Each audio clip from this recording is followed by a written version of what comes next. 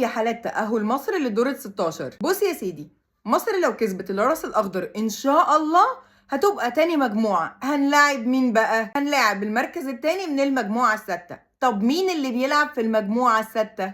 المغرب وزامبيا وكونغو الديمقراطية وتنزانيا. الحمد لله إن المغرب أول المجموعة، يعني إن شاء الله لو كسبنا مش هنقابل المغرب، وهنشوف بقى مين اللي هيبقى تاني وده اللي هنلعبه. طب في حالة اتعادلنا مع الرأس الأخضر هنعمل ايه بقى؟ في الحالة دي مصر هتبقى معاها 3 نقط. هنقعد بقى نمسك الآلة الحاسبة ونشوف هل منتخب مصر هيبقى من الأربع منتخبات اللي هيصعدوا أحسن توالت ولا لأ. طب صعدنا أحسن توالت هنلاعب مين؟ هنلاعب أول المجموعة التالتة أو أول المجموعة الرابعة.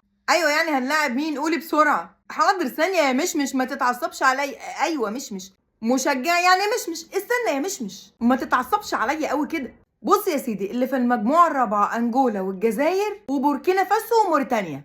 اللي يطلع أول مجموعة في المجموعة دي هو هنلعبه لو صعدنا لا قدر الله من أحسن توالت. مين بقى في المجموعة التالتة؟ عندك السنغال وكاميرون وغينيا وجامبيا. يا ساتر استر يا رب. السنغال؟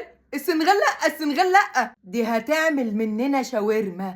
دي بلعت الكاميرون امبارح 3-1. دي هتعصرنا تنزل مننا منتخبات صغيرين.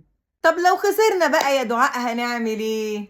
احنا شفنا لو كسبنا هنعمل ايه او اتعادلنا هنعمل ايه. طب لو خسرنا يبقى هنشتري تذاكر الطيران بإذن الله وكل واحد يروح على ناديه، ونرجع بقى للدوري المصري الايجيبشن ليج بتاعنا الحلو ده. نتخانق بقى اهلي زمالك اسماعيلي مصري، الخناقات القمر دي، بلا منتخب بلا وجع قلب. بس برضو هنفضل نشجعكم. هنعمل ايه؟ منتخب بلدنا. سلام.